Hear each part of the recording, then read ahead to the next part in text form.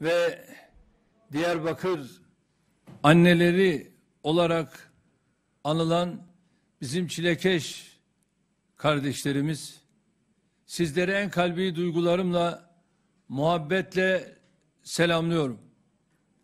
İftar soframızı paylaştığınız için her birinize ayrı ayrı, şahsım, eşim, milletim adına teşekkür ediyorum.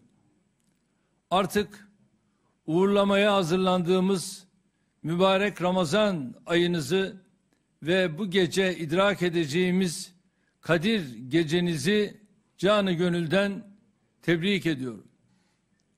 Rabbimden bizi, ailelerimizi, dostlarımızı ve tüm sevdiklerimizi sağlık ve afiyetle bayrama kavuşturmasını niyaz ediyorum. Rabbim bizleri Ramazan-ı Şerif'e kavuşturdu. Hep niyazımız odur ki Ramazan-ı Şerif'e kavuşturduğu gibi inşallah Ramazan bayramına da kavuştursun. Sizler yüreği yanık Diyarbakır anneleri olarak nice Ramazanları, nice bayramları evlat hasretiyle geçirdiniz. Terör örgütü PKK ve onun siyasi uzantıları tarafından kandırılarak sizlerden kopartılan ciğerparelerinize kavuşmak için verdiğiniz mücadeleyi en başından beri takdirle takip ediyoruz. Bazı ailelerimiz evlatlarına kavuşurken bazıları henüz bu mutluluğa erişemedi. Ailelerimizin kararlılıkla yürüttüğü bu mücadele terör örgütünün karanlık ve kandan beslenen gerçek yüzünün görülmesi bakımından çok hayırlı olmuştur. Yıllardır birileri tarafından cilalanıp parlatılan cici çocuklardan oluşan masum bir yapı gibi gösterilmeye çalışılan bölücü terör örgütü hem iç kamuoyunda hem uluslararası kamuoyunda zor duruma düşmüştür. Şu anda dertleri büyük, sıkıntıları büyük. Artık kaçacak delik arıyorlar. Güvenlik güçlerimizin sınırlarımız içinde ve sınırlarımız ötesinde gerçekleştirdikleri operasyonlarla eylem kabiliyetini iyice azalttığı örgüt, Diyarbakır annelerinin dirayeti karşısında adeta çaresiz kalmıştır. Evlatlarına kavuşan her ailemizle birlikte sadece biz sevinmekle kalmıyoruz. Tüm milletimizin yüreğine de su serpiliyor. Aynı şekilde ailelerine geri dönen her mensubunun ardından örgüt telafisi mümkün olmayan sıkıntılar yaşıyor. Allah'tan bu gece idrak edeceğimiz Kadir Gecesi hürmetine buradaki kardeşlerim başta olmak üzere yüreği hasretle kavrulan tüm anneleri ve babaları, yarın biliyorsunuz Anneler Günü, tüm anneleri ve babaları bir an önce evlatlarına kavuşturmasını diliyorum. Sınırlarımız ötesinde yürüttüğümüz başarılı operasyonlarla terörün ülkemize uzanan kanlı ellerini adeta kökünden kırıyoruz. Son teröriste etkisiz hale gelene, terör örgütünün elindeki son evladımız da ailesine kavuşana kadar bu mücadeleyi sürekli daha ileriye taşıyarak sürdüreceğiz. Sadece ülkemizdeki değil, Irak ve Suriye'deki kardeşlerimizi de adeta kiralık katiller ordusuna dönüşen, bölgemizde hesabı olan güçler arasında kucaktan kucağa devredilen bu örgütün kirli ağından Allah'ın izniyle kurtaracağız.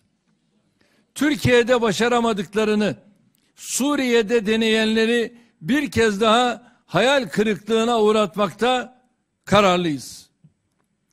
Kandili çökerteceğiz. Ve kandil olmaktan çıkacak, onlar için karanlık olacak. Hiç endişeniz olmasın. Bizim buna imanımız var. Ve 1000 yıllık ortak coğrafyamızı türlü hile ve desiselerle parçalara ayırıp hem fiziken hem zihnen sömürme peşinde olanlara meydanı bırakmayacağız. Kardeşliğimizi yıkarak bölgemizi sömürge zincirlerine bağlamak, sinsi senaryolarına alet etmek isteyenlere tek yürek, tek yumruk olduğumuzu göstereceğiz. Sizler işte bu şanlı duruşun sembolleri olarak her biri kendi evladınız mesabesindeki 84 milyonun tamamına güç verdiniz. Sizi yıldıramadılar. Ve birdiniz, bir şehir oldunuz, 2 şehir oldunuz ve her geçen gün büyümeye devam ediyorsunuz. Ve sizin bu şevkiniz, bu gayretiniz terör örgütünü evet çökertmeye yetti. Bu tarihi mücadeleniz için her birinize tekrar şahsım, eşim, milletim adına teşekkürlerimi sunuyorum. Terör örgütü içindeki tüm gençlerimize de bir an önce şu an bizi dinliyorlar. Böyle bir gecede onlara da sesleniyorum. Gençler, evlatlarım, yarın anneler günü. Annelerinizi üzmeyin. Annelerinizi mağdur etmeyin. Sizi bu noktaya getiren anneleriniz. Onları üzmeyin. 9 ay 10 gün sizi karnında besleyip büyüten, ondan sonra da bu yaşa getiren annelerinizi üzmeyin. Bir an önce ne yapın, ne edin ama annelerinize dönün. Çünkü onların sürekli gözleri yaşlı ve sürekli onlar sizi bekliyor. Şunu unutmayın. Türkiye Cumhuriyeti devletimiz kendini bu bataklıktan kurtarmak isteyen her gencimizi adli bakımdan korumanın yanında yeni hayatını kurmasına da destek verecektir. Ecdadımız ne diyor? İnsanı yaşat ki devlet yaşasın. Biz böyle bir geleneğin varisleri olarak başka türlü hareket etmemiz zaten düşünülemez. Bu vesileyle siz Diyarbakır annelerinin nezdinde tüm annelerin Anneler Günü'nü tebrik ediyorum. Kadir Gecesi'nde tebrik ediyorum. Rabbim yaşı kaç olursa olsun bugünü annesiz geçiren yetimlere de sabrı cemil ihsan etsin diyorum. Anneleri halen hayatta olan herkese de onların kıymetini bilmelerini, gönüllerini şenlendirmelerini, hayır dualarını almalarını tavsiye ediyorum. Gençler, unutmayın. Sevgililer sevgilisi Peygamberimiz Aleyhissalatu vesselam el cennetu tahte aktamil ummahat buyuruyor. Yani cennet annelerin ayakları altındadır buyuruyor. Karşımda şu anda cennetin ayakları altında olan anneler var. Bunlar sizin de bizim de annelerimiz. Ben de rahmetli anneciğimin ayaklarının altını zaman zaman öper, onun kokusunu hissederdim. Siz de annelerinizi daha fazla üzmeyin. Daha fazla bekletmeyin. Bilesiniz ki annelerinizin gözleri yollarda sizi bekliyor. Yürekleri sizin kokunuz da çarpıyor, hissediyor. Vatanını ve yurdunu ana sıfatıyla adlandıran bir milletin evlatları olarak dünyada hiçbir yerde Anadolu var mı? Yok. Ama bizde bak Anadolu var. Biz ne demişiz? Anadolu. Baba dolu değil, Anadolu demişiz. Bu topraklar ana sıfatıyla sıfatlanmış. Annelerimizin omurgasını oluşturduğu ailelerimize çok daha sıkı sahip çıkmamız gereken bir dönemden geçtiğimize inanıyorum. Milli birlik ve beraberliğimize yönelik saldırılarını aile kurumumuzu yıkarak başarıya ulaştırmak isteyenleri İnşallah annelerin öncülüğünde hezimete uğratacağız. Hiç endişeniz olmasın. Gabar'ı bunların başına çökerttik mi? Cüdi'yi bunların başına çökerttik mi? Tendüre'yi bunların başına çökerttik mi? Besler Deresi'ni bunların başına çökerttik mi? İnlerine girdik. Daha da gireceğiz. Onlar kaçacak, biz kovalayacağız. Kandil'i de bunlara zindan edeceğiz. Hiç merak etmeyin. Belki geç olacak. Belki zor olacak. Ama zafer inşallah sizin gibi inanan annelerin birlikte inşallah zaferi olacaktır. Bir kez daha sizlerin ve tüm annelerin bu güzel gününü tebrik ediyorum.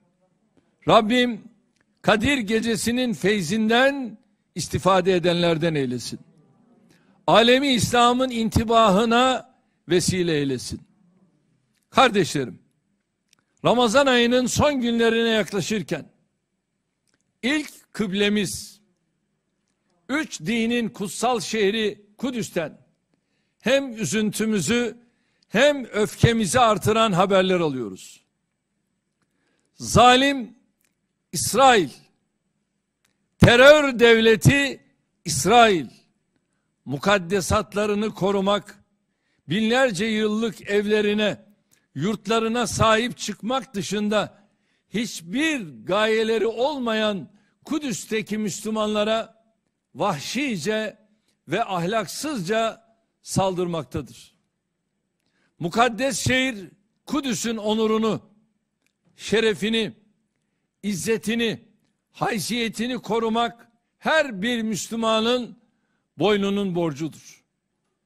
Mescid-i Aksa başta olmak üzere Kudüs'teki ibadethanelere ve Müslümanlara yönelik her saldırı aynı zamanda bizlere yapılmış saldırıdır. Kudüs'teki saldırının muhatabı oradaki kardeşlerimizle birlikte Mekke'de Kabe'yi tavaf eden, Medine'de Peygamberin aleyhissalatu vesselam huzurunda bulunan her Müslümandır. Bu saldırının muhatabı İstanbul'da, Diyarbakır'da, Bağdat'ta, Kahire'de, İslamabad'da, Jakarta'da, Kuala Lumpur'da, Bakü'de, Saraybosna'da yaşayan Müslümanların her biridir. Daha da önemlisi, 3 dinin kutsallarını barındıran Kudüs'ü vicdansız, ahlaksız, hukuksuz, saygısız saldırılarıyla kirleten, zalimlere karşı çıkmak, insanım diyen her bireyin vazifesidir.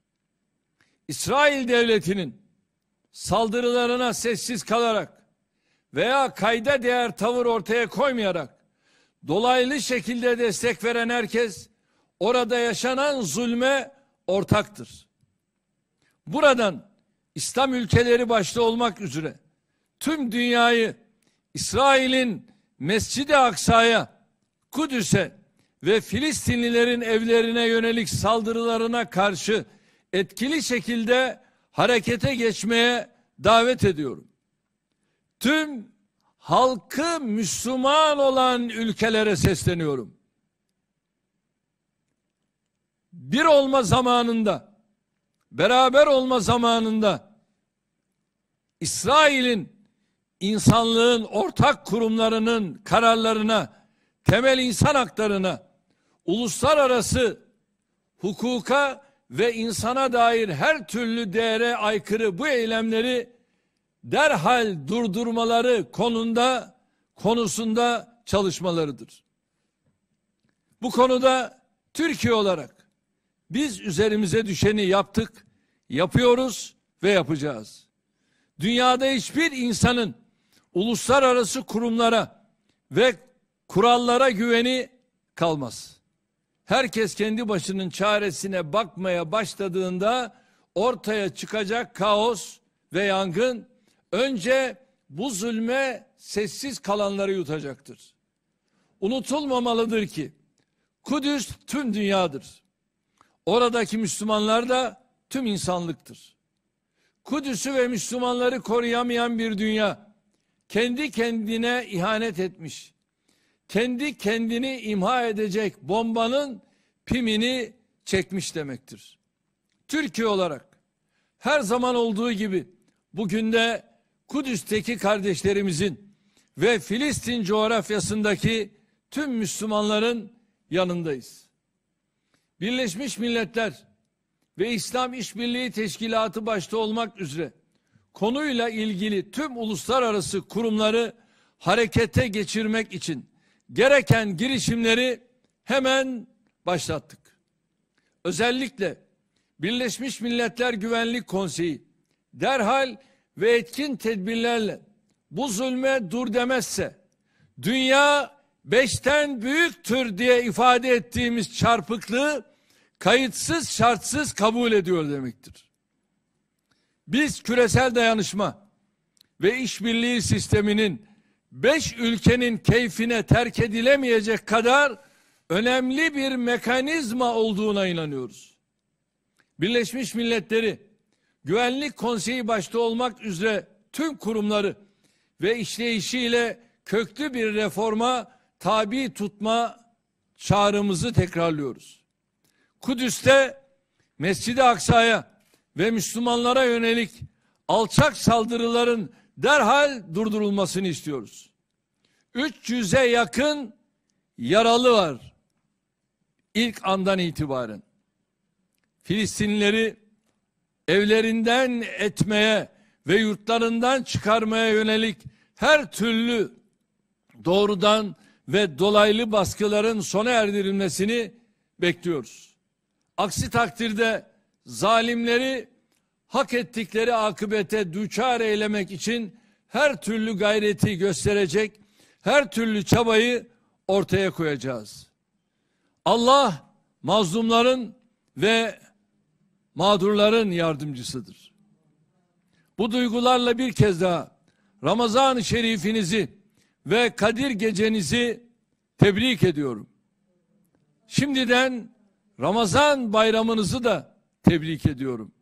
Rabbim yavrularınızla birlikte bir bayram değil, çifte bayram yaşamayı nasip eylesin diyorum. Hepinizi Allah'a emanet ediyorum. Beylerinize İstanbul'dan selamlarımı, sevgilerimi, saygılarımı götürmenizi de sizlerden istirham ediyorum. Kalın sağlıcakla.